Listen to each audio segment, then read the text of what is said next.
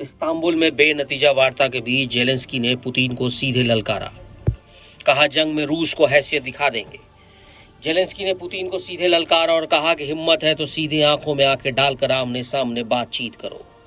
रूस में भयानक हमले के बाद यूक्रेन के राष्ट्रपति वोलोदिमीर जेलेंस्की जोश से लबरेज हैं। उन्होंने रूस के राष्ट्रपति व्लादिमीर पुतिन को सीधे ललकारते हुए चुनौती दी है। स्थायी और अस्थायी संघर्ष विराम पर रूस राजी नहीं हुआ। उधर यूक्रेन के राष्ट्रपति वोलोदिमीर जेलेंस्की ने कहा कि अगर यूरोप और अमेरिका उसका साथ दें तो वो रूस को उसकी हैसियत दिखा देंगे और उसका घमंड तोड़ देंगे। बातचीत में यूक्रेन के रक्षा मंत्री रुस्तम उमरोव ने अगुवाई की तो रूस से राष्ट्रपति पुतिन के करीबी व्लादिमीर मेंदेस्की ने मोर्चा संभाला।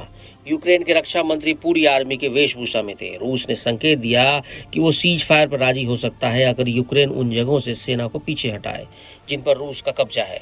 यूक्रेन ने इसे सिरे से खारिज करते हुए कहा कि वो अपनी जमीन के इंच इंच टुकड़े से भी दावा नहीं छोड़ेगा। यूक्रेन ने साफ तौर पर कहा कि रूस असल में युद्ध विराम नहीं करेगा जब तक वह उसके लिए मजबूर नहीं किया जाए। उसने रूस पर और ज्यादा प्रतिबंध लगाने की वकालत की। वहीं दोनों देशों के बीच सैनिकों के समूह के आदान प्रदान पर सहमति तो बनी, लेकिन सवाल यह है कि बिना युद्ध विराम के ये संभव कैसे होगा। सैनिकों का सम्मान और रीति रिवाज के साथ अंतिम संस्कार के लिए फैसला लिया गया है। मेंदेस्की ने कहा कि इन इलाकों में 2-3 दिन का संघर्ष विराम किया जा सकता है। इससे पहले दोनों पक्षों के बीच पहली वार्ता में बंदी बनाए गए 1000 सैनिकों की अदला बदली पर सहमति बनी थी। हालांकि संघर्ष विराम या दोनों देशों के सेनाओं के पीछे लौटने के मुद्दे पर कोई फैसला नहीं हो पाया। 25 वर्ष से भी कम आयु के सैनिकों और घायल सैनिकों को भी वापस किया जाएगा।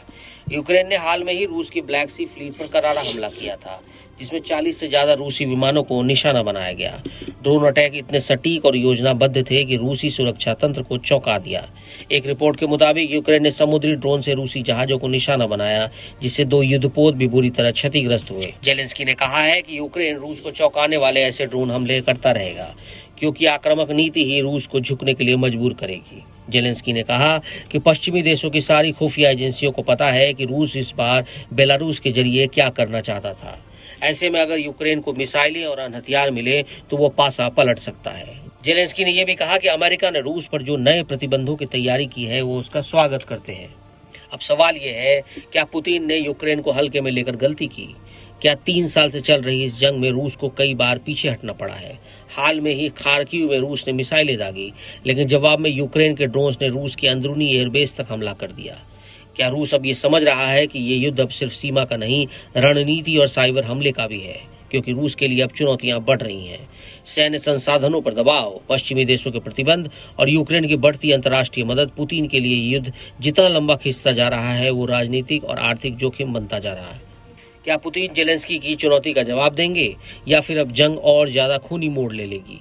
यूक्रेन ने साहस दिखाया है, लेकिन रूस की सैन्य क्षमता अभी विशाल है। आने वाले हफ्ते तय करेंगे क्या ये युद्ध खत्म होगा या दुनिया विश्व युद्ध के बाद पूरी तरह समाप्त हो जाएगी।